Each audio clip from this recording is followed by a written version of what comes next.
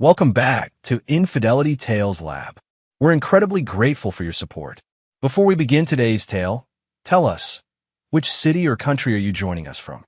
We love connecting with our global audience. Now, let's dive into today's story. Chapter 1, Foundations. Samuel Kerrigan wiped the sweat from his brow as he stood over the barbecue, carefully flipping steaks on a massive grill he'd installed last summer. From the outside, his life appeared perfect. A beautiful colonial-style home in a prestigious neighborhood, a thriving construction business that had expanded into real estate development, and Victoria, his wife of 5 years, who currently laughed with her mother across the expansive backyard. The Wilcox family reunion had become an annual tradition over the past few years. Sam usually enjoyed these gatherings despite the subtle disdain that occasionally flickered in Theodore Wilcox's eyes. Today, however, the atmosphere felt different. Strained. He couldn't pinpoint exactly why. Need any help with those steaks? Bennett Hayes approached, beer in hand. Bennett had been Sam's best friend since they'd met on a construction site 12 years ago. Both of them barely 20 and eager to prove themselves. I'm good, though I could use another beer. Sam gestured with his tongs. Bennett handed him his unopened bottle. How's our project in Oakdale coming along? We finally got approval from the zoning board. Once we break ground next month, we'll be looking at the biggest development deal we've ever landed. Sam couldn't keep the pride from his voice. He had built Kerrigan Construction from nothing, starting with odd jobs and gradually building to where they now employed over 50 people and had projects across 3 states. Not bad for a couple of guys who used to pour concrete in the summer heat. Bennett clinked his bottle against Sam's. Across the yard, Victoria caught Sam's eye and offered a tight smile that didn't reach her eyes. At 32, she retained the elegant beauty that had first captivated him when they met at a charity gala 6 years earlier. Her dark hair fell in soft waves around her shoulders, and the sundress she wore accentuated her slender figure. The physical attraction had never waned, but lately something else had. The connection, the partnership. Their conversations had grown shorter, their intimacy less frequent. Sam had attributed it to stress. The pressures of his expanding business, Victoria's role at her family's struggling investment firm, the subtle but persistent questions from both their families about when they plan to have children. You ever wonder if we picked the right path? Sam asked suddenly. Bennett raised an eyebrow. What do you mean? All this? Sam gestured vaguely at the house, the yard full of Victoria's family members. Sometimes I wonder if I've been working towards someone else's dream. Whose dream would that be? Sam shrugged. Victoria's. Her father's. The blueprint for success, according to the Wilcox family. Theodore Wilcox approached, his imposing figure casting a long shadow across the patio. At 65, he still carried himself with the commanding presence of someone accustomed to being obeyed. His once prosperous investment firm had taken significant hits during the financial crisis, but he maintained the facade of wealth and influence. I hope you're not overcooking those, Samuel, Theodore remarked, eyeing the steaks critically. Medium rare for you, sir, just as you like it. Sam kept his voice level. 5 years of marriage had taught him to navigate Theodore's subtle barbs with a practiced neutrality. Preston tells me you've acquired that land in Oakdale. Theodore swirled the whiskey in his glass. Ambitious move. I recall advising against it. The infrastructure costs alone will eat into your profit margin considerably. We've accounted for that in our projections. Sam flipped another steak, resisting the urge to point out that Theodore's own investment advice had nearly bankrupted his firm. Theodore's dismissive hum spoke volumes. Victoria mentioned your financing through First National. Their interest rates are hardly competitive. We negotiated favorable terms. Sam turned to Bennett. Would you mind bringing out the serving platter? These are about ready. Bennett nodded, recognizing the request for what it was, an escape route from the conversation. As the evening progressed, Sam found himself observing the dynamics around him with newfound clarity. Preston Wilcox, Victoria's older brother, kept shooting glances his way, smirking into his wine glass as if privy to some private joke. Victoria herself seemed distracted, checking her phone frequently and engaging in hushed conversations with Preston. By 9, most of the guests had departed. Only Preston and his wife Natalie remained, along with Theodore and Eleanor Wilcox. Victoria moved through the kitchen with practiced efficiency, loading the dishwasher while Sam gathered glasses from the patio. "I need to grab some more chairs from the garage," Sam announced, heading toward the side door. Nobody acknowledged him. The garage was dimly lit, the overhead fluorescent flickering as Sam located the folding chairs they kept for occasions like this. He was about to pick them up when he heard voices just outside the door that connected to the kitchen. "I still can't believe you married this loser." Preston's voice drifted through. "Dad's right. You need to divorce him before you have kids and get stuck forever." Sam froze, the metal of the chair cold against his palms. "Already working on it," Victoria replied, her voice low but distinct. "My lawyer says we can take half his business too." The words hit like physical blows, each one driving the air from Sam's lungs. He stood absolutely still, his mind racing to process what he'd just heard. "What about Donovan?" Preston asked. "He's impatient, but he understands the situation. We need to time this properly to maximize what I can get from the divorce. Dad will be thrilled. He never thought Sam was good enough for you. Dad was right about him." Victoria's tone was dismissive. "Sam was useful for a while, but he's reached his ceiling. Donovan has real connections, real potential. Just be careful. Sam might seem like a pushover, but he's not stupid." The kitchen door opened wider, and Sam quickly grabbed the chairs, arranging his features into a neutral expression. When he re-entered the house moments later, Preston and Victoria fell silent, exchanging glances. "Found them," Sam announced with a perfect smile, his voice betraying nothing of the storm raging within him. "Who's ready for dessert?"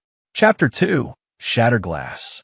2 days after the family gathering, Sam sat in his office at Kerrigan Construction, staring unseeing at the blueprints spread across his desk. The conversation he'd overheard played on repeat in his mind, a poison slowly working through his system. Bennett entered without knocking, a habit from their years of friendship. "You look like hell, Sam." "Thanks. Just what I needed to hear." Sam leaned back in his chair, rubbing his eyes. "Seriously, what's going on? You've been off since the family barbecue." Sam hesitated. Bennett was the closest thing to family he had, more family than his actual blood relatives had ever been. His mother, Iris, had abandoned him when he was 12, leaving him to navigate the foster system. His father remained unknown, a blank space on his birth certificate. "Victoria's planning to divorce me," Sam said finally. "I overheard her talking to Preston. She's working with some lawyer to take half my business." Bennett's expression morphed from concern to shock to anger. "You're sure about this? Maybe you misheard. She also mentioned someone named Donovan. Apparently, he's got real potential, unlike me." Sam's laugh was bitter. "Theodore never thought I was good enough for his precious daughter. Turns out he was planning for this all along." "What are you going to do?" Sam's phone buzzed with a text. Victoria, reminding him about dinner with her parents that evening. "For now, nothing.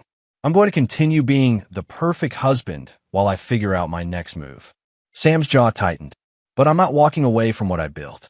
Not for Victoria, not for Theodore, not for anyone." "Sam, you need to talk to a lawyer." "Like yesterday." "Already on it. I'm meeting with Melanie Frost tomorrow morning." Bennett nodded approvingly. Melanie had represented them in several business deals. Her reputation for ruthless efficiency was well earned. "There's something else," Sam continued. "I need to find out who this Donovan is. Victoria's been acting strange for months, taking calls in private, working late, weekend girls' trips that Diana knew nothing about.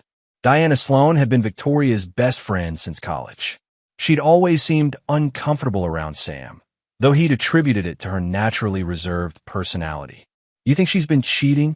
"I don't know, but I intend to find out." Sam's expression hardened. "And I need your help, Bennett. This stays between us.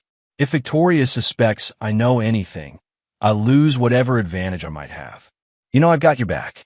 What do you need?" "Information. Watch The Office while I'm out this afternoon. I need to do some digging." After Bennett left, Sam pulled up the banking app on his phone. He and Victoria maintained a joint account for household expenses, but Sam had always kept his business finances separate, a decision that now seemed prescient. Scrolling through recent transactions, he noticed several large withdrawals and an unusual number of charges at upscale restaurants and hotels where he'd never been. He opened his laptop and accessed Victoria's email. They'd shared passwords early in their marriage, a gesture of trust that Victoria had apparently forgotten. Most communications were innocuous, but a folder labeled Personal Projects caught his attention. Inside, he found dozens of exchanges with someone using the email address dp_peers@gmail.com.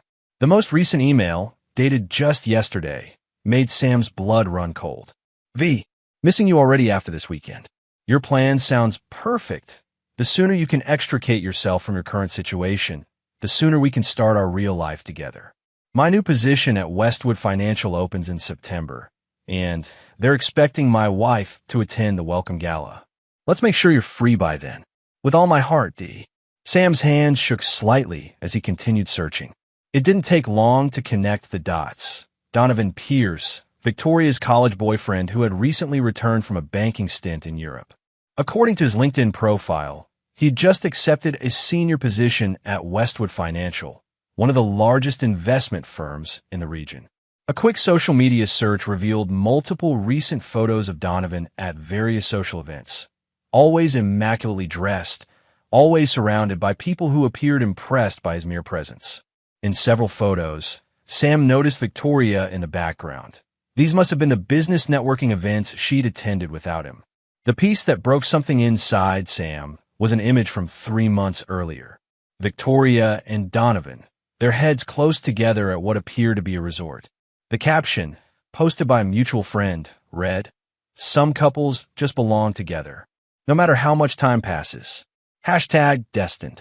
That night, Sam arrived home at precisely 6:30 p.m., just as he always did on Tuesdays. Victoria greeted him with a kiss on the cheek, the same perfunctory gesture she'd offered for months. "Don't forget we're having dinner with my parents tonight," she reminded him, adjusting her earrings in the hallway mirror. "How could I forget?" Sam's voice was pleasant, giving no indication of the rage simmering beneath the surface. "Should I change?" Victoria glanced at his suit. "That's fine, though maybe the blue tie instead. Dad likes when you make an effort."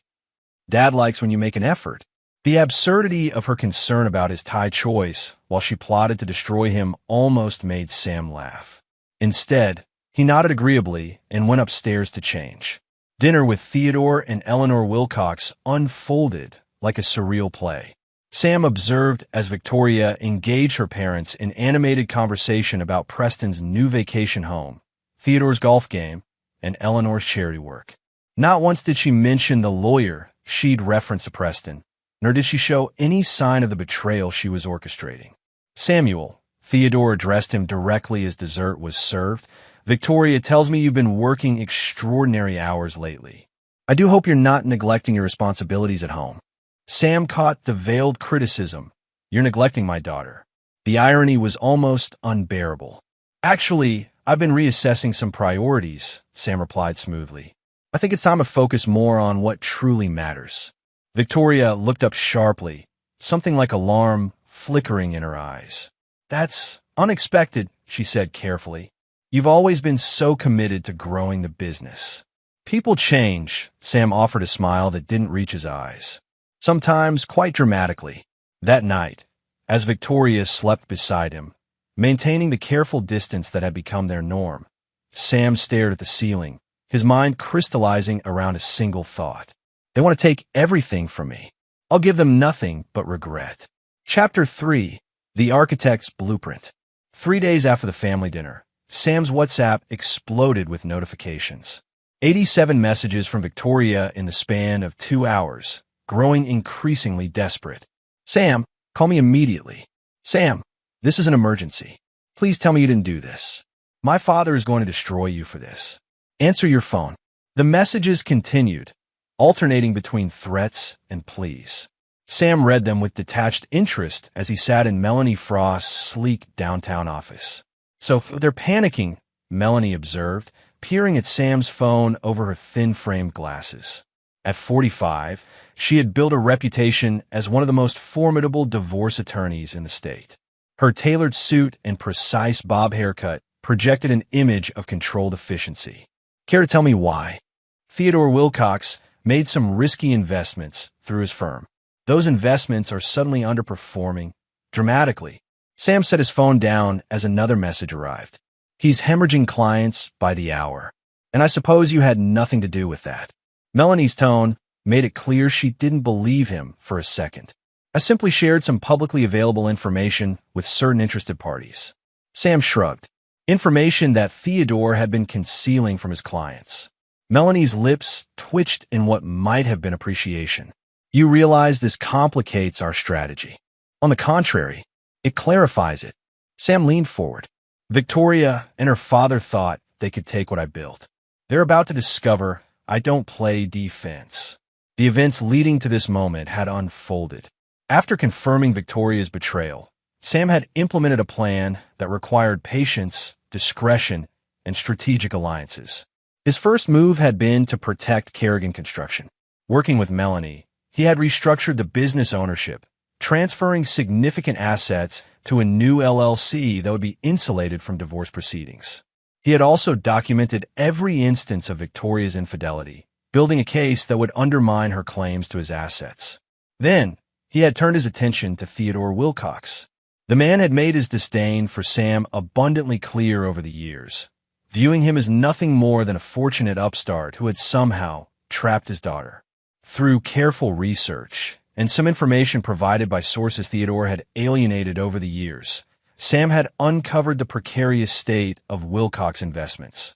Theodore had been misleading clients about the performance of certain funds, using his reputation and family connections to maintain the illusion of success. Sam had anonymously provided this information to several of Theodore's largest clients, along with documented evidence of the actual returns on their investments. The reaction had been swift and merciless. What about this Donovan Pierce? Melanie asked, reviewing her notes. Victoria's lover? He's the weak link. Sam's expression hardened. Ambitious, arrogant, and overextended financially.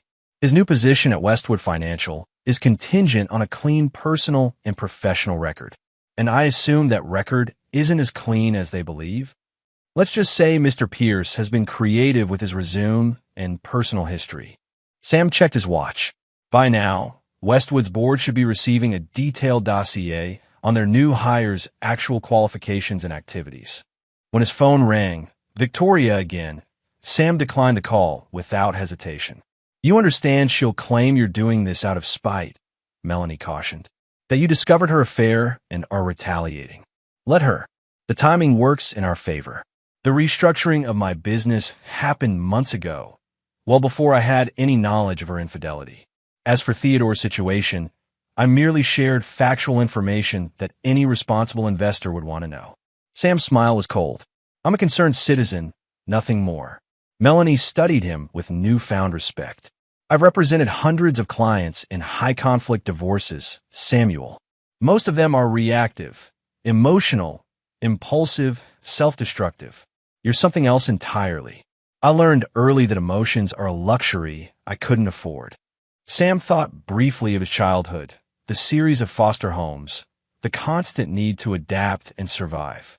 Victoria and her family saw me as a stepping stone. They never bothered to look beneath the surface. Their mistake. Melanie closed her portfolio. We'll file the divorce papers tomorrow. Given what you've documented, Victoria's claims on your business will be significantly weakened.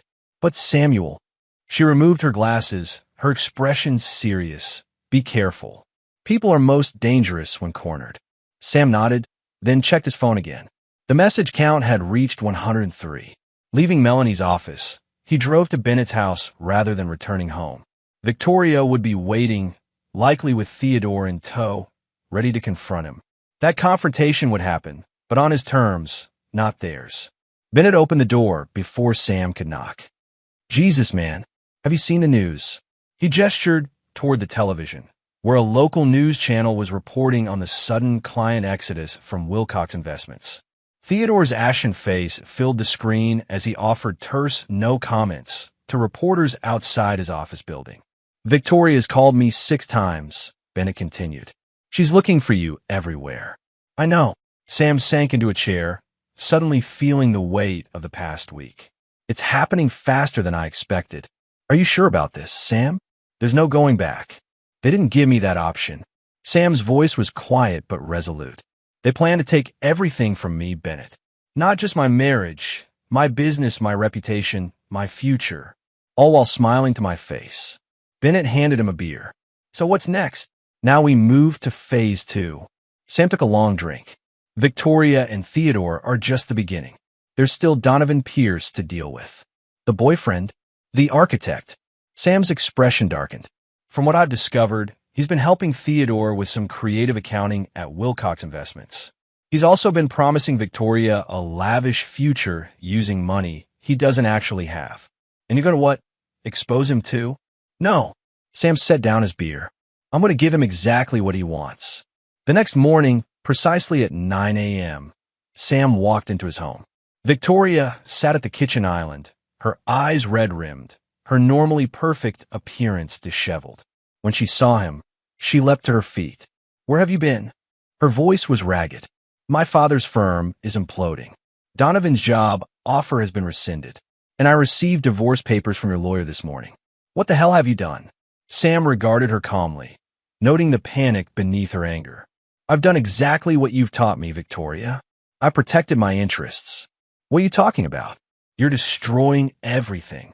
3 days ago, I stood in our garage and heard you plotting with Preston to divorce me and take half my business. You mentioned your lover, Donovan, and how eager you were to start your real life with him. Sam's voice remained even. Did you really think I would just stand by and let that happen? Victoria paled. Sam, you don't understand. It's not what you think. Stop. Sam held up his hand. The time for lies has passed. The divorce will proceed. Your father's firm will likely not recover. His clients are quite upset about being misled for years. And as for Donovan, Sam smiled thinly. He'll need to find another path to the success he craves. You can't do this. Victoria's shock was giving way to desperate calculation. He could see it in her eyes, the frantic search for leverage, for some way to regain control. I already have. Sam turned to leave, then paused. Oh, and Victoria? You should know that the Oakdale development project? It's worthless. The land is contaminated, has been for decades. Theodore's enthusiastic recommendation that I purchase it was his first attempt to ruin me. I've known about the contamination from the beginning. Victoria's confusion was genuine. Then why did you buy it? Because I needed to understand what kind of man your father truly is. Sam opened the door.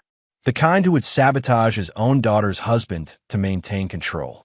The kind who deserves exactly what's happening to him now. As he walked to his car, Sam's phone buzzed with a text from Bennett. Pierce just called me. He wants to meet. Says he has a proposition that can fix everything. Sam typed a quick reply. Perfect. Tell him I'll meet tomorrow. 2 p.m. at the Continental. Phase 2 is unfolding exactly as planned. Chapter 4, Dead Reckoning. The Continental Hotel's lounge exuded old-world luxury. Dark wood paneling, leather armchairs, and discreet alcoves designed for private conversations. Sam arrived 15 minutes early, positioning himself in a corner booth with a clear view of the entrance. When Donovan Pierce walked in at precisely 2 p.m., Sam took the measure of his wife's lover with clinical detachment. Tall and lanky, with carefully styled blonde hair, Donovan moved with the practiced confidence of someone accustomed to commanding attention. His tailored suit spoke of expensive tastes, though the slight fraying at the cuffs suggested his finances might not fully support his lifestyle. Sam raised a hand, catching Donovan's attention. The moment their eyes met, a flicker of uncertainty crossed Donovan's features before he smoothed it away with a practiced smile. Samuel Kerrigan. Donovan extended his hand as he approached. I appreciate you agreeing to meet. Sam shook the offered hand briefly, gesturing for Donovan to sit. Bennett said you had a proposition. No pleasantries, no pretense. Donovan seemed momentarily thrown by the directness, but quickly recovered. Look, I understand you're angry. You have every right to be. Donovan leaned forward, lowering his voice. But what's happening now isn't good for anyone. Theodore's firm is collapsing. Victoria is devastated. My career prospects have evaporated overnight. And this concerns me because Sam took a sip of his whiskey, watching Donovan over the rim of his glass. Because there's a way forward that benefits everyone. Donovan glanced around before continuing. I know about the Oakdale property, that it's contaminated. I also know you haven't disclosed this to any potential investors or partners. Sam's expression remained neutral, though inwardly he noted the trap Theodore had helped Donovan prepare. They'd expected him to proceed with the development, unaware of the contamination. When the truth inevitably came to light, the resulting scandal and financial losses would have destroyed Kerrigan Construction. Go on, Sam prompted. I have connections at the Environmental Protection Agency. With the right encouragement, they could expedite the cleanup process, clear the land for development within 6 months instead of the usual years. Donovan's confidence was growing as he laid out his proposal. Meanwhile, Theodore could arrange favorable financing through some of his remaining banking relationships. All out of the goodness of your hearts, I'm sure. Donovan had the grace to look slightly embarrassed. We would require certain considerations. A 40% share in the development project. And, he hesitated, you dropped the divorce proceedings against Victoria. Sam leaned back, studying the man across from him. Donovan Pierce was everything Theodore Wilcox valued. Polished, pedigreed, connected to the right people. He was also, Sam had discovered, deeply in debt and ethically flexible. And if I refuse, then information about your knowledge of the contamination goes public. Donovan's attempt at regret fell flat. As I said, nobody wins in that scenario. Sam nodded slowly, as if considering the proposal. You've clearly thought this through, but there's a significant detail you've overlooked. What's that? I never planned to develop that land. Sam smiled at Donovan's confusion. The Oakdale property was a diversion. A costly one, I'll admit, but necessary. The real development is happening in Ridgemont, on land I purchased through a separate LLC. Donovan's confidence faltered. I don't understand. Theodore tried to sabotage me by steering me toward contaminated land. I knew this because I do my research, unlike your future father-in-law. Sam leaned forward. The Oakdale purchase was simply to confirm my suspicions about Theodore's intentions. That's insane. You spent millions on land you knew was worthless. I spent millions to understand exactly who I was dealing with. Sam's voice hardened. And now I do. Donovan's expression shifted from confusion to calculation. Whatever game you're playing, Kerrigan, you're out of your depth. Theodore Wilcox has connections you can't imagine. Had connections, Sam corrected mildly. Past tense. Most of them are currently fielding calls from attorneys representing angry clients. But you know that already, don't you? It's why Westwood Financial rescinded your job offer. The flash of genuine fear in Donovan's eyes confirmed Sam's assessment. Theodore's fall from grace had left Donovan exposed. His own career prospects have been built largely on Theodore's influence and recommendations. What do you want? Donovan asked finally, his earlier bravado evaporating. I want you to deliver a message to Theodore and Victoria. Sam slid a sealed envelope across the table. Everything they need to know is in there. Donovan stared at the envelope as if it might bite him. That's it. For now. Sam stood, dropping cash on the table for his drink. Oh, and Donovan, I've documented every aspect of our conversation today, including your attempt to blackmail me. Just something to keep in mind moving forward.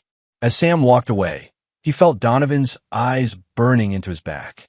The man was dangerous, not because of any inherent strength or cunning, but because of his desperation. People with nothing left to lose often made unpredictable moves. Outside the hotel, Sam checked his phone to find a text from a number he didn't recognize. I heard what's happening with the Wilcox family. We should talk. Iris. Sam stared at the message, a complex mix of emotions churning within him. Iris Kerrigan, the mother who had abandoned him 20 years ago, suddenly reaching out now. The timing was suspect, to say the least. He typed a brief reply. Tomorrow, 10 a.m. My office. The coincidence of his estranged mother reappearing just as his marriage imploded seemed too convenient. Was she another piece in Theodore's game? Or something else entirely? That evening, Sam met with Officer Graham Naylor at a quiet bar on the outskirts of town.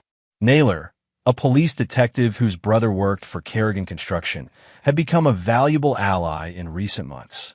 Your information was solid, Naylor confirmed, sliding a thin folder across the booth. Donovan Pierce has quite the history. Multiple allegations of financial impropriety, though nothing that ever stuck. Several ex-girlfriends with similar stories about promises made and broken. And most interestingly, he tapped a particular document, a previous marriage he never disclosed. Sam raised an eyebrow. He's still married? Technically, yes. Filed for divorce 3 years ago, but never completed the process. The wife lives in Arizona now, apparently unaware that the divorce wasn't finalized. Victoria knows nothing about this. I bet my pension on it. Naylor took a swig of his beer. There's more. Pierce has been making regular payments to a woman named Alicia Mendez for the past 4 years. Around $2,000 monthly cash deposits. Blackmail, or child support that he doesn't want on the record. We're still digging. Sam absorbed this information, pieces clicking into place. And Theodore? Anything new there? The SEC is officially investigating Wilcox investments. They're being tight-lipped about specifics, but word is they've found some significant irregularities. Naylor hesitated. Sam, I should warn you. Theodore's been making noise about you. Claims you orchestrated this whole situation to destroy him. Let him. He'll find precious little sympathy given what's coming to light about his business practices. As they parted ways, Naylor offered a final piece of advice. Watch your back. Men like Theodore Wilcox don't go down quietly. Sam returned to the small apartment he'd rented after leaving the house he'd shared with Victoria. The space was sparsely furnished, just the essentials he needed while his life reconfigured itself around the truth he'd discovered. Bennett called as Sam was reviewing documents for an upcoming project meeting. Victoria showed up at my door an hour ago, Bennett said without preamble. She was pretty worked up, wanted to know where you're staying. What did you tell her? That I had no idea, which was true until you gave me this address yesterday. Bennett paused. Sam, she seemed different. Scared. Said she needs to talk to you about something important. Did she mention what Donovan and I discussed today? No, but she did say something odd. She asked if you'd been in contact with someone named Iris. Sam's grip on the phone tightened. My mother. Yeah, I figured that much. How would Victoria know about her? That's what I intend to find out. Sam ended the call, his mind racing. Victoria knowing about Iris's contact suggested a connection he hadn't anticipated. Had Theodore somehow tracked down his estranged mother? If so, what did they hope to gain by bringing her into this situation? The next morning, Sam arrived at his office early, preparing for the meeting with Iris. He hadn't seen her since he was 12 years old, the day she'd left him with a neighbor, promising to return in a few hours. Those hours had stretched into days, then weeks, then years. At precisely 10 a.m., his assistant announced her arrival. When Iris Kerrigan walked into his office, Sam was struck by how little she resembled the mother in his memories. The woman before him was in her early 50s, her once vibrant red hair now streaked with gray, her face lined with the evidence of a difficult life. Samuel. Her voice held a tremor. Thank you for agreeing to see me. Let's skip the pleasantries. Sam remained standing behind his desk. What do you want? And what's your connection to Theodore Wilcox? Iris flinched slightly at his tone. I understand your anger, but I'm not here because of Theodore Wilcox. I didn't even know who he was until recently. Recently meaning when, exactly? When Victoria or Donovan contacted you? No one contacted me, Samuel. I've been trying to find you for years. Iris clutched her purse tightly. I saw the article about your company in the Business Journal last year. Since then, I've been working up the courage to reach out. And you chose now, in the middle of my divorce, purely by coincidence. I heard about your situation through a friend who works at the courthouse. When divorce papers are filed, they become public record. Iris took a tentative step forward. Samuel, I know I have no right to ask anything of you, but there are things you need to know about your father about why I left. Sam studied her, looking for signs of deception. Theodore didn't send you? No. In fact, Iris hesitated, then continued with visible resolve. I believe Theodore Wilcox may have been involved with some very dangerous people. people connected to your father's death. This was not at all what Sam had expected. My father? You told me he abandoned us before I was born. I lied. Iris's admission was quiet but clear. Your father was murdered when you were 2 years old, and I've recently discovered evidence suggesting Theodore Wilcox may have been involved. Chapter 5. Shadows from the Past. Sam stared at his mother, the world seeming to tilt beneath him. That's a serious accusation. I know. Iris reached into her purse, removing a worn manila envelope. I have documentation, police reports, newspaper clippings, and some personal items of your father's that I've kept hidden all these years. And you're only sharing this now. Disbelief colored Sam's tone. After 20 years of silence, I was terrified, Samuel. Iris's hands trembled slightly as she placed the envelope on his desk. Your father, Michael Kerrigan, was investigating financial fraud at several investment firms. He worked as a forensic accountant for the SEC. When he got too close to exposing a major money laundering operation, he was killed, made to look like a robbery gone wrong. Sam made no move to touch the envelope. And Theodore was involved? I believe so. I didn't know for certain until I saw your name linked to his in that article last year. Iris's expression hardened. When I learned you'd married Theodore Wilcox's daughter, I nearly came forward then. But I needed more proof. And now you have it. Some. Enough to warrant an official investigation, at least. Sam's mind raced, reassessing everything he thought he knew. If Iris was telling the truth, it cast his relationship with Victoria, and more importantly, Theodore's persistent hostility, in an entirely new light.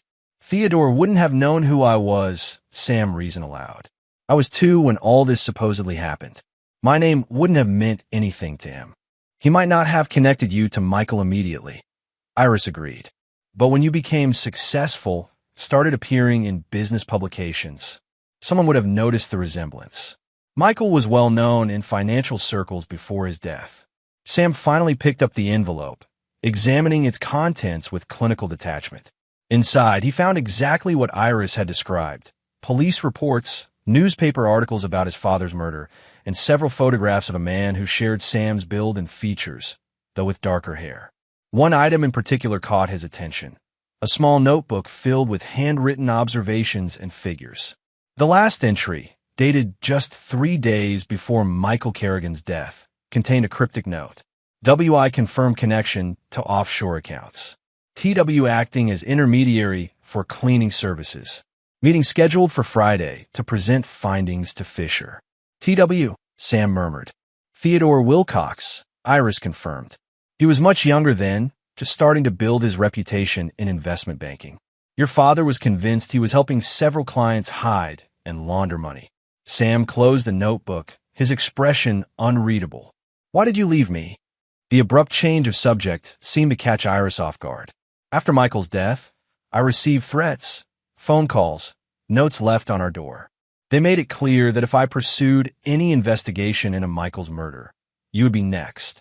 Her voice cracked. I thought by disappearing, by changing our names, and leaving you with what appeared to be an unrelated family, I could protect you. For 20 years, I checked on you when I could from a distance. Made sure the foster families were treating you well. Iris wiped away a tear. When you aged out of the system and started your construction business, I thought you were finally safe, anonymous, successful on your own terms. Then I saw you with Victoria Wilcox in that magazine, and I knew Theodore would eventually realize who you were. You think my marriage to Victoria wasn't a coincidence? I don't know. Iris looked troubled. It seems unlikely that Theodore would orchestrate something that elaborate. But the timing of everything, your rapid success, meeting Victoria at that particular charity event. Sam thought back to his first meeting with Victoria. The charity gala had been Bennett's idea, or rather, Bennett's girlfriend at the time had insisted they attend. Victoria had approached Sam, not the other way around. Had that been orchestrated? Had his entire relationship been built on Theodore's long game of revenge or control? I need time to process this, Sam said finally, and I need to verify your claims independently. Understand. Iris stood. I'm staying at the Westbrook Hotel, room 412. When you're ready to talk again. She placed a business card on his desk. My current name is Iris Matthews. I've been living in Seattle for the past 10 years. After she left, Sam sat motionless, staring at the envelope and its contents. If what Iris claimed was true, it added a dimension to Theodore's machinations that went beyond simple snobbery or social climbing. It suggested a decades-long deception with implications Sam was only beginning to comprehend. His intercom buzzed, interrupting his thoughts.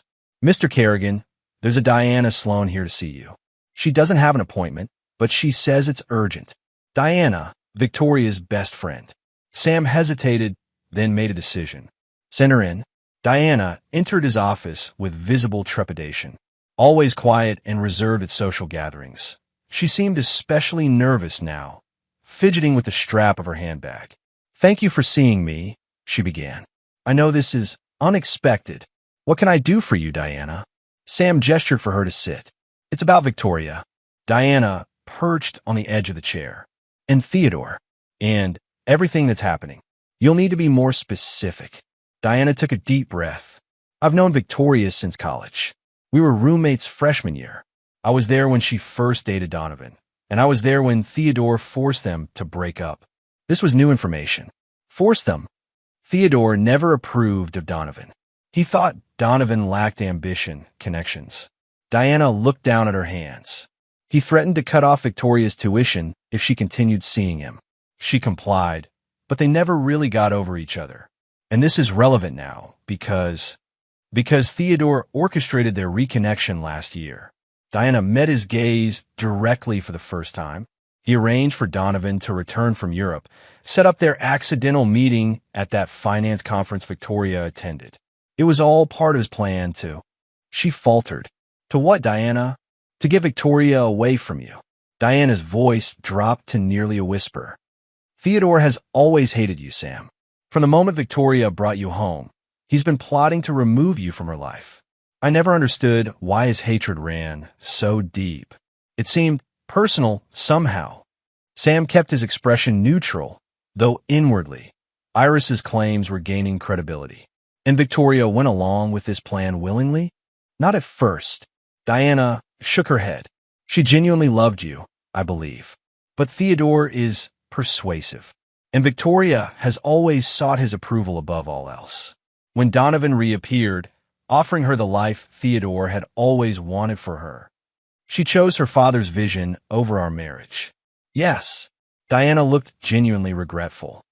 "I'm telling you this because you deserve to know the truth. And because I'm worried about Victoria." "Worried how?" "She's unraveling, Sam. Since everything with Theodore's firm came to light, since the divorce filing, she's not herself. She's talking about confronting her father, demanding the truth about something from his past." Diana leaned forward. She mentioned a name, Michael Kerrigan. She asked if I knew who that was. Sam felt a chill run through him. So Victoria was making connections too. "What did you tell her?" "Nothing. I had no idea who that was." Diana hesitated. "Is he related to you?" "My father." Sam didn't elaborate. "How did Victoria learn that name?" "I don't know, but she was upset, almost frantic. Said she found documents in Theodore's home office that contradicted everything he'd ever told her." Diana stood, seemingly having delivered her message. "I should go. If Victoria knew I was here." "Thank you for coming, Diana." Sam walked her to the door. "One more thing. Have you ever heard Victoria mention someone named Iris Matthews or Iris Kerrigan?" Diana thought for a moment, then shook her head. "No, never. Is she important?" "Potentially. If Victoria brings her up, I'd appreciate knowing about it." After Diana left, Sam called Bennett. "I need you to run a background check on Iris Matthews, currently staying at the Westbrook Hotel. And I need everything you can find on Michael Kerrigan's murder in 1992. Your father." Bennett sounded surprised. "Sam, what's going on?" "A complication. Possibly an opportunity. I'll explain later." Sam ended the call and turned his attention to the documents Iris had provided. If Theodore was truly connected to his father's murder, if his marriage to Victoria had been part of some elaborate scheme, then the stakes had just risen exponentially. That evening, as Sam was leaving his office, he received a text from Victoria. "We need to talk. About your father. About mine. Please, Sam. This is bigger than us." Sam stared at the message, weighing his options. Engaging with Victoria now could compromise the leverage he'd built. But if she had information about Theodore's connection to his father's death, he typed a simple reply. Tomorrow, noon. The boathouse at Lakeside Park. The public location would limit the potential for drama while providing enough privacy for a substantive conversation. And Sam had arrangements to make before then. Contingencies to prepare in case this was another trap. As he drove to his apartment, Sam's mind kept returning to the fragments of the past, now emerging into the light. His father's murder, Theodore's possible involvement, Victoria's role in the deception, his own unwitting participation in what might have been an elaborate game of revenge spanning decades. One thing was certain: whatever Theodore's endgame had been, it was unraveling rapidly, and Sam intended to be the one controlling the final moves. Chapter 6: The Turning Point. The boathouse at Lakeside Park stood on sturdy wooden pilings at the edge of the water, its weathered blue exterior a familiar landmark to locals. Sam arrived 30 minutes early, surveying the area and selecting a bench with clear sight lines in all directions. He nodded to Officer Naylor, who was positioned unobtrusively near the park entrance, ostensibly enjoying his lunch break. Victoria arrived precisely at noon, alone as instructed. She wore a simple gray dress, her hair pulled back in a severe ponytail, a marked departure from her usually meticulous styling. Dark circles beneath her eyes suggested recent sleepless nights. "Thank you for meeting me," she said as she sat beside him, maintaining a careful distance. "You mentioned my father." Sam kept his voice neutral. "I'm curious how you know anything about him." Victoria clutched her handbag tightly. 3 days ago, after you walked out, I went to confront my father.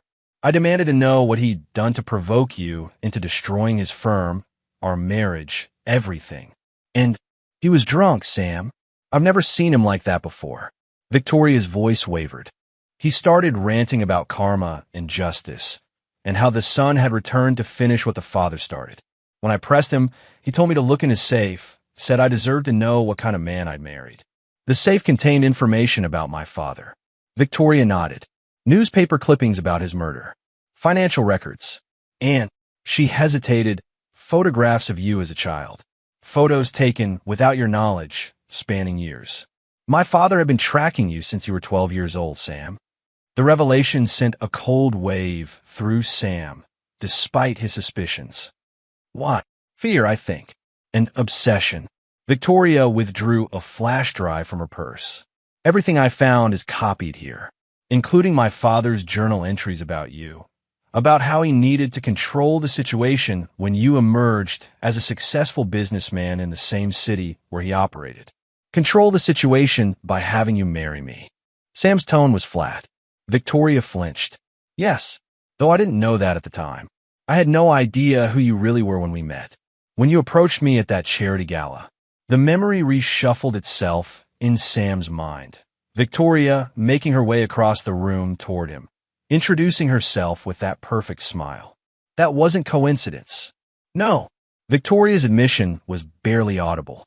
My father pointed you out, said you were an up-and-coming developer I should network with. I had no idea it was part of his plan. And Donovan? Was he part of the plan too? Not initially. My father genuinely despised Donovan in college. Victoria's laugh was bitter. The irony is that he only reconnected us because he needed someone who could lure me away from you when the time came. Someone I had history with, someone who would follow his instructions. Sam absorbed this information, fitting it into the complex puzzle taking shape in his mind. Why are you telling me this now, Victoria? Why not continue with your father's plan? Take half my business, start your new life with Donovan. Because I discovered what my father did to your father. Victoria's eyes filled with tears. Because despite everything, I did love you once. And because... She took a deep breath. I'm pregnant, Sam. The statement hung in the air between them. Sam studied her face, looking for signs of deception. Convenient timing. I didn't know until last week. Victoria placed a hand protectively over her stomach. I was going to tell you the night of the family barbecue, but then I overheard Preston and my father discussing their plans for the divorce. I confronted them after you went to get chairs. And that's when you agreed to work on getting half my business? I said what I needed to say to buy time. Victoria wiped away a tear. I was trying to figure out what was happening, why my father was suddenly pushing for me to leave you when he'd orchestrated our marriage in the first place. Sam remained silent, processing this new information. If Victoria was telling the truth, if she'd been manipulated by Theodore as much as he had been, it complicated matters significantly. And if she was truly pregnant, the child could be Donovan's, he pointed out. It's not. Victoria's response was immediate. Donovan and I never. She looked away, embarrassed. The relationship wasn't physical. It was all for show, to convince my father I was following his plan. You expect me to believe that. I expect you to verify it, which you can. Victoria's gaze was steady now. DNA testing will prove the child is yours. And everything on this drive will confirm what I've told you about my father. Sam took the flash drive, turning it over in his hand. What do you want, Victoria? Justice for your father. Protection from mine. She looked out over the lake. And a chance to make amends, though I know I don't deserve one. Theodore won't stop. I know. That's why I came to you. Victoria's voice strengthened. You've already proven you're more capable than he anticipated. And now that I know the truth, I want to help you end this, for all our sakes. Sam considered his options carefully. Trusting Victoria seemed foolish given recent events. Yet the flash drive might contain information vital to understanding Theodore's schemes. And if she was truly pregnant with his child, I'll review what's on the drive, he said finally. Until then, you should stay somewhere Theodore can't find you. I've been at Diana's since yesterday. Victoria stood. I'll wait to hear from you. As she turned to leave, Sam asked the question that had been nagging at him. Did you know about Iris? About my mother? Victoria looked genuinely confused. Your mother? You told me she abandoned you when you were 12. Someone's been in contact with her recently. I assumed it was you or Theodore. Not me. Victoria frowned. But if she's resurfaced now, it can't be coincidence. Be careful, Sam. My father has more allies than you know. After Victoria departed, Sam remained on the bench, watching as she walked to her car. Officer Naylor approached once she was gone. What do you think? He asked, sitting where Victoria had been. I think I need to verify everything she just told me. Sam pocketed the flash drive, including the pregnancy claim. She seemed sincere. Naylor had been close enough to hear their conversation. But then, wouldn't she? Exactly. Sam stood. I need you to keep monitoring Theodore's movements. If he contacts anyone unusual, I want to know about it. Define unusual. Anyone not associated with his firm or family. Particularly anyone with law enforcement or criminal connections. Naylor nodded. You think he'd resort to something extreme? I think a man who would track a 12-year-old orphan for 20 years out of fear and obsession is capable of anything. Sam checked his watch. I have another meeting to get to. Keep me posted. That meeting was with Bennett and Melanie Frost at the latter's office. Sam arrived to find them already reviewing documents spread across Melanie's conference table. The background check on Iris Matthews confirms her story, Bennett reported as Sam sat down. She's been living in Seattle under that name for the past decade. Works as a librarian. No criminal record. No suspicious financial activity. And Michael Kerrigan's murder? Officially ruled a robbery gone wrong. Case went cold after a few months of investigation. Bennett pushed a folder towards Sam. But there are inconsistencies in the police report. Valuable items left behind. No signs of forced entry. And the detective originally assigned to the case was suddenly transferred mid-investigation. Melanie adjusted her glasses. More interestingly, Theodore Wilcox was interviewed as a potential witness. He claimed to have seen a suspicious individual near Michael's office building the day of the murder, establishing his alibi while inserting himself into the investigation, Sam murmured. Classic misdirection. Exactly. Melanie tapped the document. His statement effectively directed police attention toward a homeless man who frequented the area. That individual was later found dead. Apparent suicide, though the timing is suspect. What about Victoria's claims? Sam placed the flash drive on the table. Can we verify any of this? Bennett connected the drive to his laptop. Let's find out. For the next hour, They reviewed the contents, Theodore's journal entries, financial records, the surveillance photos of Sam throughout his childhood and early adulthood. The evidence painted a disturbing picture of obsession and calculation. "He's been playing a very long game," Melanie observed, examining a timeline Bennett had constructed. "Orchestrating your meeting with Victoria, manipulating both of you for years, all while maintaining plausible deniability. The question is why." Sam studied a particularly troubling journal entry from Theodore, dated shortly after Sam and Victoria's engagement. The son returns to the scene of his father's transgression, oblivious to the role he plays. Victoria performs admirably, though her attachment appears genuine, an unexpected complication. The symmetry is almost poetic. "Michael Kerrigan sought to destroy what I built, and now I will use his son to complete what he nearly dismantled. When the time comes, Samuel will understand the true cost of his father's righteousness."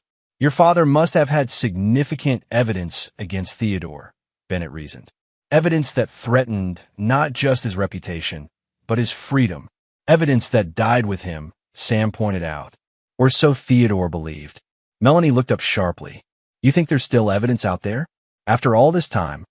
"My mother said my father kept detailed records of his investigation. The notebook she showed me was just one of many, according to her." Sam tapped his fingers thoughtfully on the table. If he suspected his life was in danger, he would have secured that evidence somewhere. "A safety deposit box," Bennett suggested. "An attorney's office? Or with someone he trusted implicitly?" Sam stood suddenly. "I need to speak with Iris again, and we need to move quickly.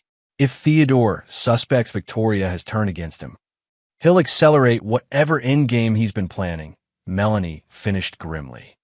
"And based on what we've seen here, that endgame has always involved your destruction, financially, personally, and perhaps literally." As they concluded their meeting, Sam received a text from Diana. "Victoria's gone. Left a note saying she was meeting with Theodore to confront him. I'm worried." Sam forwarded the message to Officer Naylor with a simple instruction: "Find them. Now." The carefully constructed chessboard had been upended. Whatever moves Sam had planned would need to be abandoned in favor of immediate action. Victoria, and possibly his unborn child, were now in Theodore's hands. And a man like Theodore Wilcox, cornered and desperate, represented a danger Sam couldn't afford to underestimate. Chapter 7: Blood Ties. The windshield wipers fought against the sudden downpour as Sam drove to the Wilcox estate, his mind racing through possible scenarios. Behind him, Bennett followed in his own vehicle, with Officer Naylor and 2 trusted officers in an unmarked police car close behind. Theodore's ancestral home stood on 3 acres of manicured grounds, the colonial mansion a symbol of old money and influence. As Sam approached the wrought iron gates, he noticed they stood partially open, unusual for a property normally secured with excessive caution. "Something's wrong," he murmured into his phone, where Bennett was on speaker. "The security gate is open, and I don't see the usual guard. Trap." Bennett's concern was evident. "Possibly. Or Theodore's an estate I haven't seen before." Sam drove through cautiously. "Tell Naylor to hold position until I signal. I don't want to escalate this unnecessarily." The circular driveway was empty except for Theodore's Bentley and Victoria's Audi.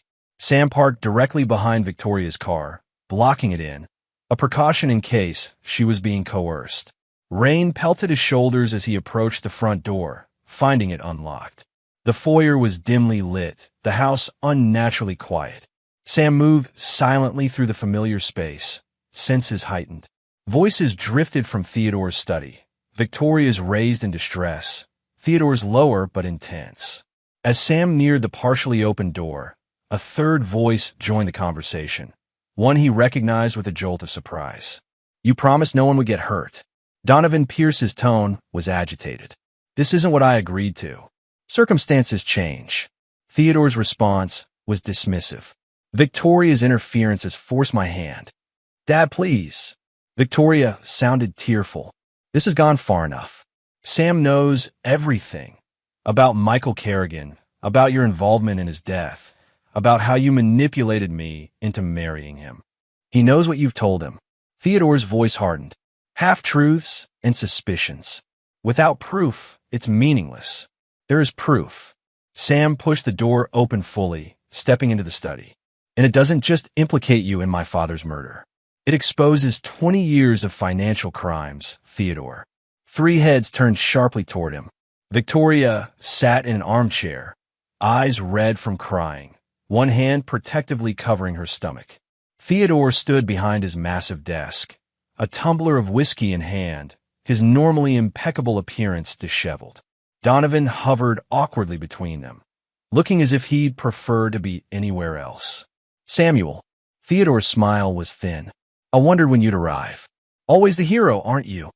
Let Victoria leave, Sam said evenly. This is between us. Is it? Theodore gestured expansively with his drink. I rather think it involves all of us now.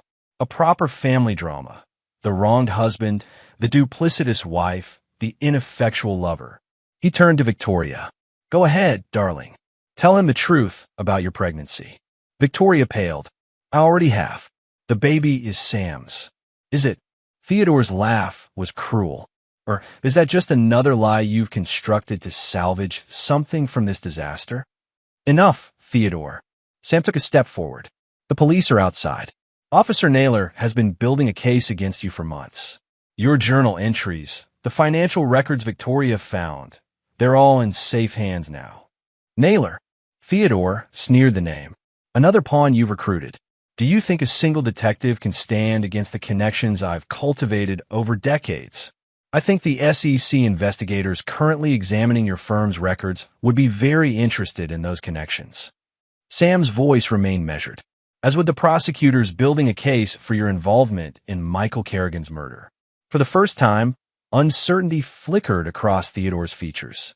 He recovered quickly, his expression hardening into contempt.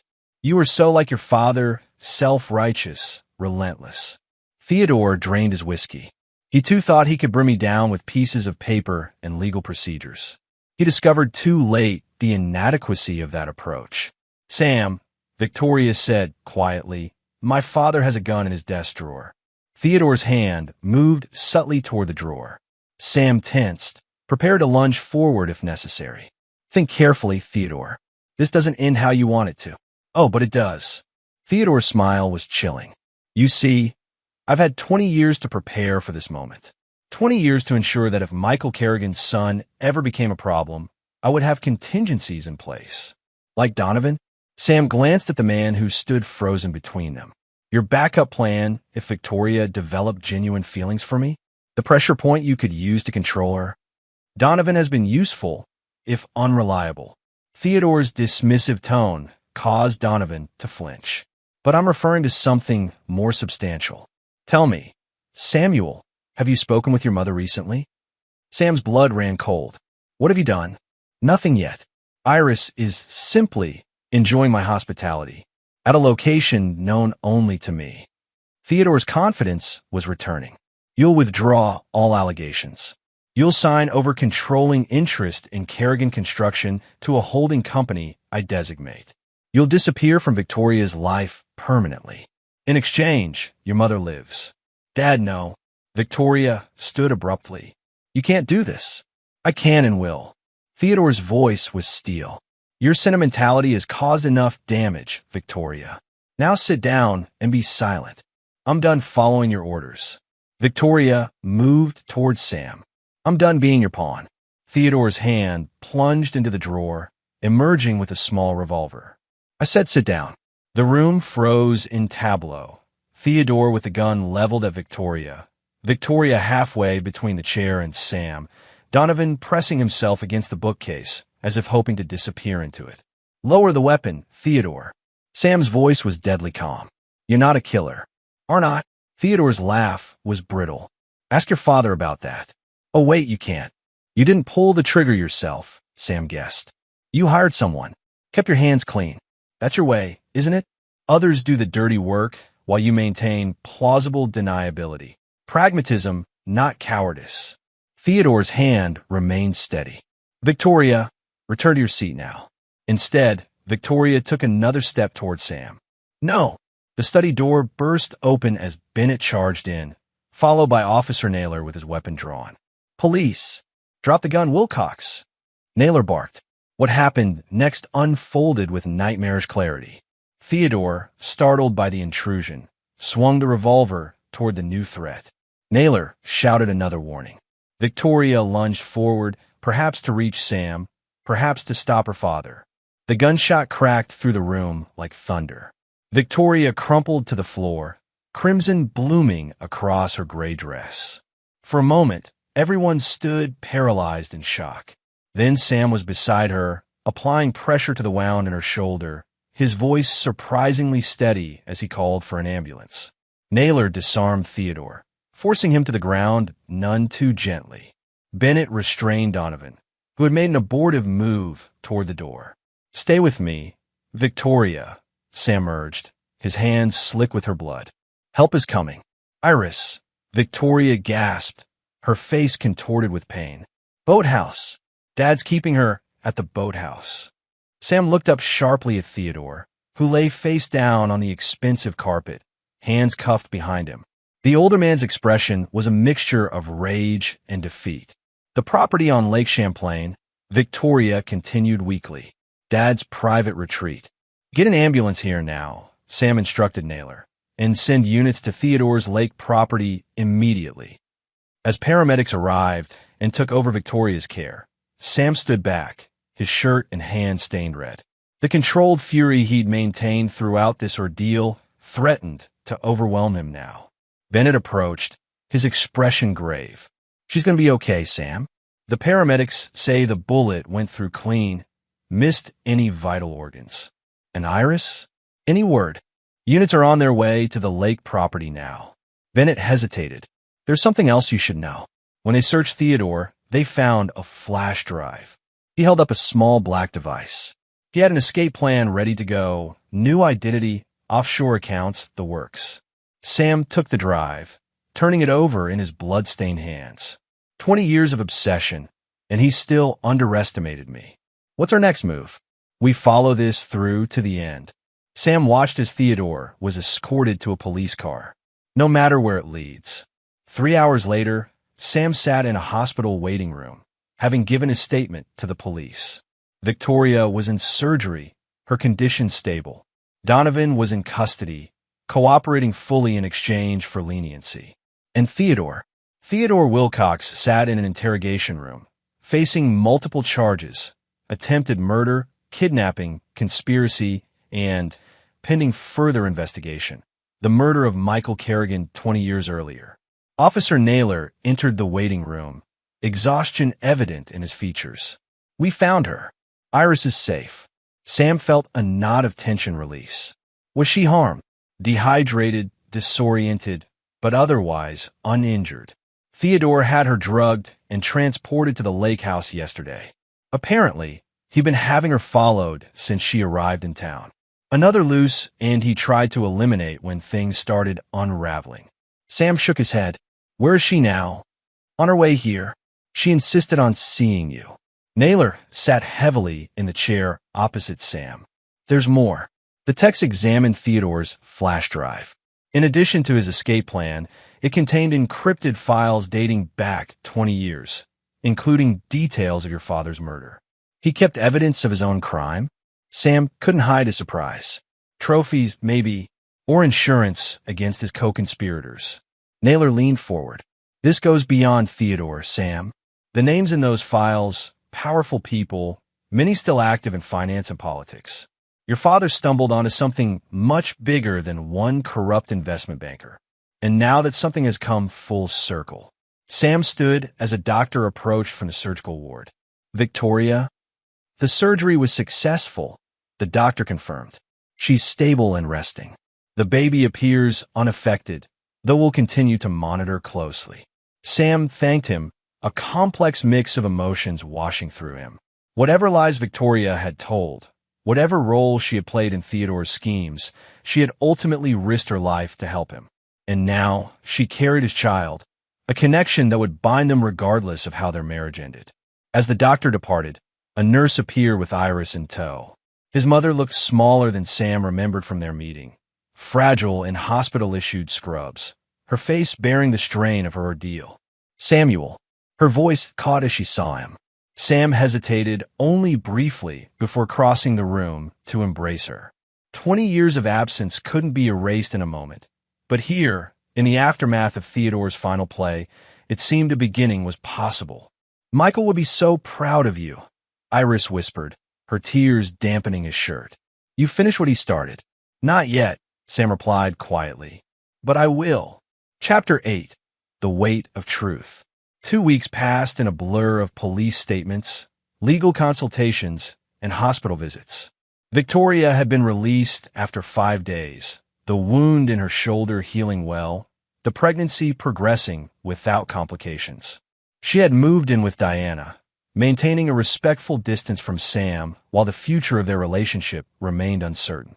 Theodore Wilcox, denied bail due to flight risk, awaited trial in county detention. The evidence against him mounted daily as investigators pieced together decades of financial crimes and the conspiracy that had led to Michael Kerrigan's murder. Donovan Pierce had turned state's evidence, revealing his role in Theodore's schemes, from the orchestrated reconnection with Victoria to the financial improprieties at Wilcox Investments. In exchange for his testimony, he would likely serve minimal jail time, though his professional reputation was irreparably damaged. Sam, meanwhile, had begun the delicate process of rebuilding his relationship with Iris.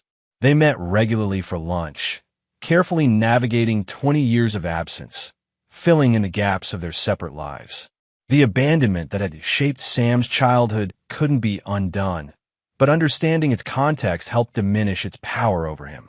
On a crisp autumn morning, Sam arrived at the offices of Kerrigan Construction to find Bennett waiting with an unfamiliar elderly man. "Sam, this is Walter Fisher," Bennett introduced them. "He was your father's supervisor at the SEC. Fisher, stooped with age but sharp-eyed, extended a gnarled hand.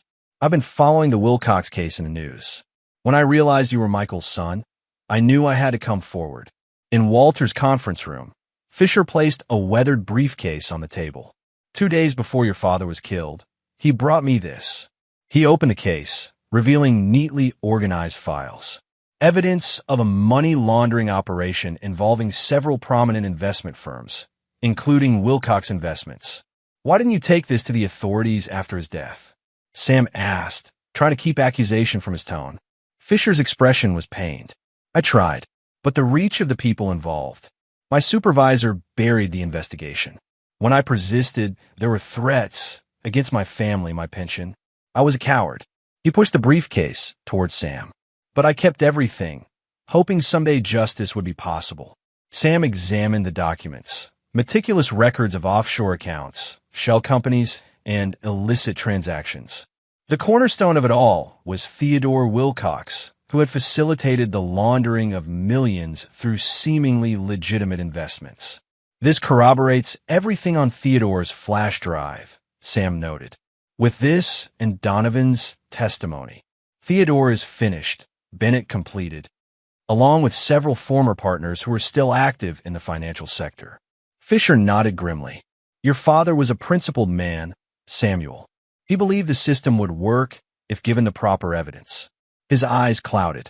He underestimated how far certain people would go to protect themselves. "A mistake I haven't repeated," Sam said quietly. Later that day, Sam visited Victoria at Diana's home. She greeted him cautiously, one arm still in a sling, her free hand resting protectively over her slightly rounded belly. "You look well," he observed as they settled in Diana's sunroom, the space carefully neutral territory. "The doctor says everything's progressing normally." Victoria hesitated. "Sam, about the baby." "I've reviewed the timeline," Sam interrupted gently. "Whatever else happened between us, I believe you about this. The child is mine." Relief washed over Victoria's features. "Thank you. I know trust doesn't come easily for you now, especially with me." "No, it doesn't." Sam was direct without being cruel. "But regardless of our personal situation, this child deserves better than the legacies we've inherited." Victoria nodded, her eyes filling with tears. "I never wanted any of this, Sam. Not the deception, not my father's obsession, not the pain I caused you. I believe that too. Sam's admission surprised even himself. Your father's manipulation was comprehensive. I've seen the evidence of how he controlled your life, Victoria, just as he tried to control mine. What happens now? Victoria asked softly. With us, I mean. I don't know. Sam's honesty was tempered with compassion. I can't simply forget or forgive everything that's happened. But I also can't ignore that you risked your life to help me in the end. That we're going to be parents. I'm not asking for reconciliation, Victoria clarified. I know too much has happened. But perhaps a civil relationship? For our child's sake. That seems reasonable. Sam stood, having said what he came to say. The prosecutor wants to meet with you tomorrow about your father's case. I can drive you if that helps. Thank you. Victoria walked him to the door. Sam, I am sorry. For all of it. Sam nodded once, acknowledging her apology without accepting or rejecting it. The wounds were still too fresh, the betrayal too profound for simple forgiveness. But the white-hot rage that had driven him in the weeks after discovering her deception had cooled into something more manageable, a determined resolve to move forward on his own terms. That evening, Sam met with Melanie Frost to discuss the divorce proceedings, which had continued despite the dramatic developments.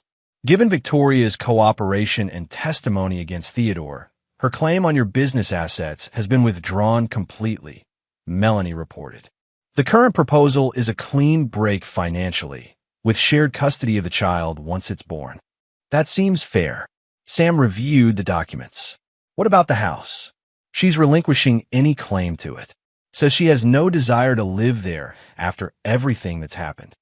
Sam considered this. The colonial-style home he'd shared with Victoria held too many memories, too many false moments. I'll probably sell it anyway. Start fresh somewhere else. A wise choice. Melanie removed her glasses. Sam, as your attorney, I should point out that you're being remarkably generous given the circumstances. I'm not doing this for Victoria, Sam clarified. I'm doing it for my child. And for myself. I want this chapter closed, Melanie. Cleanly and quickly. And Theodore? The prosecution is offering a plea deal, life without parole in exchange for a full confession. Let him rot in prison. Sam's voice hardened. Let him live long enough to see everything he built crumble, everything he valued stripped away. A quick death would be too merciful. Melanie nodded, understanding the justice in this perspective. There's one more thing. Preston Wilcox has been trying to contact you. Says he has information you might want. Sam had almost forgotten about Victoria's brother, who had disappeared when Theodore's schemes began unraveling. What kind of information? He wouldn't say, only that it concerns your mother. Intrigued despite his distrust, Sam arranged to meet Preston the following day at a public cafe downtown. Preston arrived looking distinctly uncomfortable, his usual arrogance replaced by nervous vigilance. Thank you for seeing me, Preston began, hunched over his coffee. I know I'm probably the last person you want to talk to right now. You're not even in the top 3, Sam replied dryly. What's this about my mother? Preston glanced around before extracting an envelope from his jacket. After everything went down with my father, I started going through some of his old files. Found this in a safe deposit box I didn't know existed. Sam opened the envelope to find a decades-old photograph of a much younger Theodore with a beautiful red-haired woman. With a shock, he recognized a youthful version of his mother. Iris and my father were involved before she met your father, Preston explained quietly. For what I can piece together, she left Theodore for Michael Kerrigan. Father never forgave either of them. So this wasn't just about my father's investigation, Sam murmured, studying the photograph. It was personal from the beginning, pathologically so. Preston shook his head. Father devoted his life to punishing your mother by destroying your father, then focusing that same obsession on you when you reappeared in his orbit. And you helped him. Sam's tone wasn't accusatory, merely stating fact. I did. Preston didn't attempt to deny it. I worshipped my father, believed in his narrative that the Kerrigans had somehow wronged our family. It wasn't until recently that I understood how twisted his perspective was. Why tell me this now? Preston's expression turned rueful. Believe it or not, seeing how far my father's obsession went Watching him shoot his own daughter forced me to reevaluate everything. I can't change what I did, but I can at least ensure you have the full picture." Sam pocketed the photograph, neither accepting nor rejecting Preston's implicit plea for understanding. "Is there anything else I should know?" "Just that Victoria truly did fall in love with you, despite Father's orchestration of your meeting. That wasn't part of his plan." Preston stood to leave. "For what it's worth, I'm sorry, Sam. For all of it." As Preston departed, Sam remained at the table, contemplating this final piece of the puzzle. Theodore's obsession had never been purely about financial crimes or professional reputation. It had been rooted in a personal rejection decades earlier, a wound that had festered into all-consuming hatred. Later that day, Sam visited Iris at her hotel, sharing what he had learned from Preston. "Is it true?" he asked simply. "Were you and Theodore involved?" Iris's hands trembled slightly as she looked at the photograph. "Yes. We were engaged briefly when I was very young, 20, barely out of my parents' home. Theodore was charming then, ambitious, but also controlling, possessive. Then you met my father." Michael was investigating some of Theodore's early financial practices. Iris smiled softly at the memory. "He was everything Theodore wasn't. Honest, principled kind. When I broke off the engagement to be with Michael, Theodore changed, became cold, calculating. We never imagined his resentment would evolve into something so destructive. A lifetime of hatred," Sam mused, "all stemming from this." "I'm so sorry, Samuel." Iris's eyes filled with tears. "If I had known, if I had suspected Theodore was tracking you all those years." "You couldn't have known." Sam reached across the table to take his mother's hand, a gesture that would have been unimaginable weeks earlier. None of us could have predicted how deep his obsession ran. That night, as Sam walked along the lakeshore near his temporary apartment, his phone rang with a call from Officer Naylor. "Theodore's taken the plea deal," Naylor informed him without preamble. "Life without parole in exchange for a full confession and cooperation in prosecuting his co-conspirators. He'll die in prison." "Yes, and his legacy will be one of disgrace rather than success." Naylor paused. "Are you satisfied with that outcome, Sam?" Sam considered the question carefully. The anger that had driven him since discovering Victoria's betrayal had not disappeared, but had transformed into something more controlled, more purposeful. "Justice for my father was always the goal," he said finally. "Theodore will pay for what he did. So will his accomplices. That's enough. And Victoria? The divorce is proceeding. Some betrayals can't be undone, Graham." Sam watched the moonlight ripple across the water. "We'll co-parent our child." Beyond that, he left the thought unfinished. After ending the call, Sam stood at the water's edge, reflecting on the path that had led him here. The orphan boy, the self-made businessman, the betrayed husband, the avenging son, all aspects of himself, all shaped by circumstances beyond his control. But what came next would be his choice entirely. That, perhaps, was the most important victory of all. Chapter 9. Symmetry.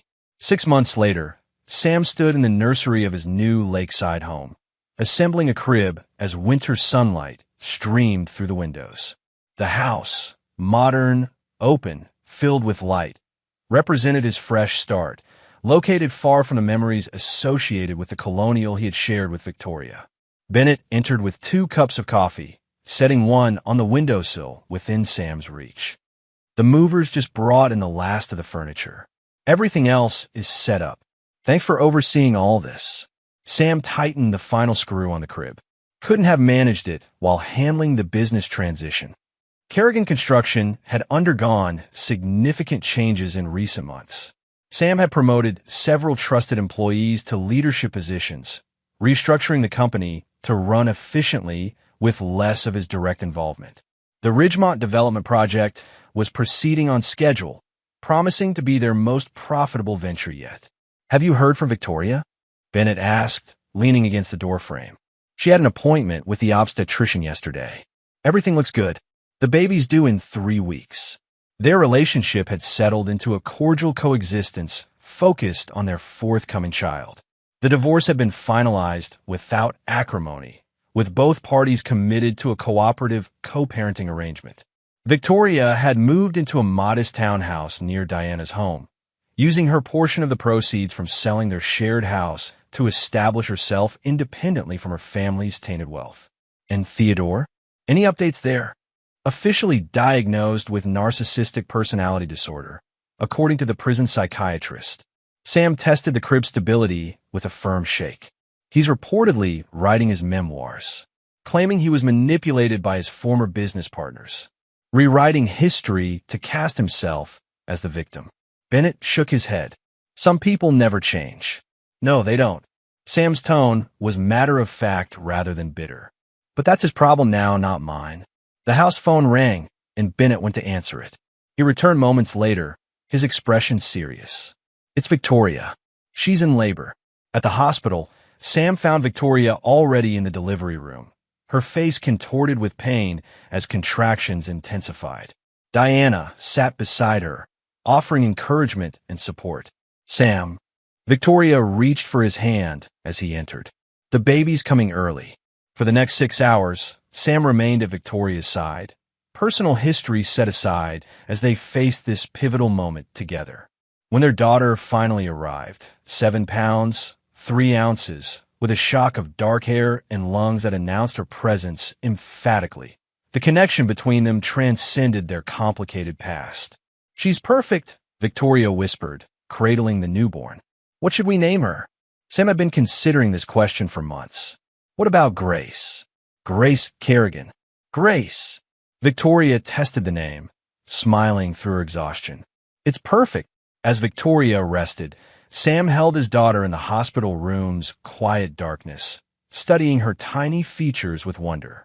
In her, he saw possibilities rather than the weight of the past, a future unburdened by Theodore's machinations or the cycle of betrayal that had defined recent months. A soft knock at the door heralded Iris's arrival. Sam had invited her to be present for the birth, a gesture of reconciliation that continued to evolve with cautious optimism. She's beautiful, Samuel. Iris approached tentatively, her eyes fixed on her granddaughter. May I hold her? Sam carefully transferred Grace to Iris's waiting arms, watching as his mother's eyes filled with tears. Your father would be so proud, Iris murmured. Not just of her, but of you. How you've handled everything, how you've refused to let bitterness consume you. I came close, Sam admitted. After I overheard Victoria and Preston that night, I wanted nothing more than to destroy everyone involved, take everything from them the way they planned to take from me. But you didn't let that define you. Iris gently touched Grace's cheek. You sought justice, not revenge. Is there a difference? The question was genuine, not rhetorical. Yes. Iris looked up at her son. Revenge consumes the vengeful. Justice allows for healing, for new beginnings. Later, as Iris departed and Victoria slept, Sam sat by the window with Grace nestled against his chest. His phone buzzed with a text from Officer Naylor. Theodore attempted suicide this morning. Failed. Now under 24-hour watch. Thought you should know. Sam read the message without strong emotion. Theodore's fate, whatever it might be, no longer held power over him.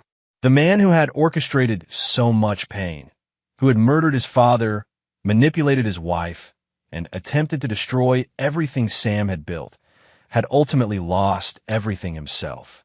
There was a certain symmetry in that outcome, but Sam took no particular pleasure in it. His focus now was on the future, on the tiny life in his arms, on rebuilding his relationship with Iris, on guiding Kerrigan Construction through its next phase of growth. The past would always be there, its lessons integrated rather than forgotten, but would not dictate what came next. 3 days later, Victoria and Grace were released from the hospital. Sam helped them settle into Victoria's townhouse, ensuring they had everything needed for the baby's first days at home. The nursery at your place is ready whenever you want to exercise your custody time, Victoria told him as he prepared to leave. Though I appreciate you giving me these first few weeks with her. It makes sense. Sam's tone was practical, but not cold. You're breastfeeding, and you need time to recover. We'll stick to the schedule we agreed on after that. Victoria nodded, then hesitated. Sam, I know I have no right to ask this, but Do you think you'll ever be able to forgive me? Not for my sake, but for Grace's? I don't want her to grow up feeling the tension between us. Sam considered the question carefully. Forgiveness isn't a single moment, Victoria. It's a process. He looked toward the bassinet where Grace slept peacefully.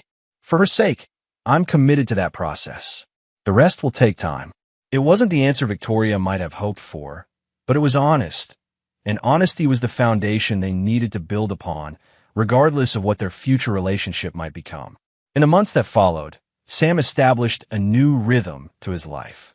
3 days each week were dedicated entirely to Grace. His work schedule adjusted to accommodate his role as an active father. Weekends often included Iris, who had found an apartment nearby and was gradually becoming a steady presence in both Sam's and Grace's lives. The legal proceedings surrounding Theodore and his co-conspirators continued, with several prominent financiers facing serious charges based on the evidence Sam had helped uncover. Theodore himself remained in prison, his attempts to rehabilitate his public image largely unsuccessful. Preston had relocated to Europe, maintaining minimal contact with Victoria and none with Sam. On Grace's first birthday, Sam hosted a small gathering at his lakeside home. Victoria arrived with Diana, bearing gifts and a homemade cake. Bennett came with his new girlfriend. Iris helped with decorations, moving comfortably through the space as if she'd always belonged there. As Sam watched Grace toddle unsteadily between the adults, laughing with the pure joy of newfound mobility, he reflected on the journey that had led to this moment. The betrayal that had once threatened to destroy him had instead forced a reckoning with his past, with his capacity for both ruthlessness and compassion, with the legacy he wanted to create. The perfect smile he had maintained while hosting dinner after overhearing Victoria's conversation with Preston had evolved into something genuine, not a mask to conceal pain, but an authentic expression of hard-won contentment. Later, as the party wound down and guests departed, Sam stood on the deck overlooking the lake, Grace sleeping against his shoulder. Victoria approached cautiously, maintaining the respectful distance that characterized their interactions now. "Thank you for today," she said quietly. "For everything, really. You've been more generous than I deserve." It was never about what either of us deserved. Sam's gaze remained on the horizon. It was about breaking the cycle, about choosing a different path than Theodore did. Victoria nodded, understanding the implicit comparison. You succeeded where he failed. He let bitterness consume him for decades. You found a way forward. Not alone. Sam acknowledged the truth of this. Bennett, Iris, even you in the end, you all helped make that possible. They stood in companionable silence, watching the sunset paint the water in shades of gold and crimson. Grace stirred slightly, then settled back in his sleep, one tiny hand clutching Sam's shirt. "She's the best of both of us," Victoria observed softly. Yes, Sam's agreement was genuine, and she'll never know the weight of the past. That ends with us. As Victoria prepared to leave, taking a sleeping Grace with her for her scheduled custody time, she paused at the door. "Are you happy, Sam?" Truly, the question caught him by surprise, not because it was inappropriate, but because he hadn't really considered it in those terms. Happiness had seemed like a luxury he couldn't afford during the tumultuous events of the past year. First focused on survival, then on justice, then on building a stable environment for his daughter. "I'm at peace," he said finally. "The rest is still evolving." It was an honest assessment. The man who had maintained a perfect smile while his world collapsed around him had emerged stronger, more authentic, unwilling to settle for facades or half-truths. The ruthlessness that had allowed him to dismantle Theodore's schemes remained a part of him, tempered now by the responsibility of fatherhood and the perspective gained through reconciliation with Iris. Some betrayals could never be fully forgiven. Some wounds would always leave scars. But in choosing justice over revenge, in prioritizing his daughter's future over the bitter satisfaction of complete retribution, Sam had discovered something Theodore Wilcox never could: the power of moving forward without being defined by the past. As the door closed behind Victoria and Grace, Sam returned to the deck, watching as the first stars appeared above the darkening lake. Tomorrow would bring new challenges, business decisions, co-parenting negotiations, the ongoing process of rebuilding trust with those who had earned a second chance. But tonight, in this peaceful moment, the perfect smile that had once masked his pain was replaced by something genuine, a quiet acknowledgement that even from the darkest betrayal, something valuable had emerged. Not happiness, perhaps. Not yet. But possibility. And for now, that was enough. And there you have it. Another story comes to an end. What did you think? I'd love to hear your thoughts in the comments below. If you enjoy this story, consider joining our community by subscribing. It means the world to us. For more stories like this one, check out the recommended videos on screen. And I'll see you there.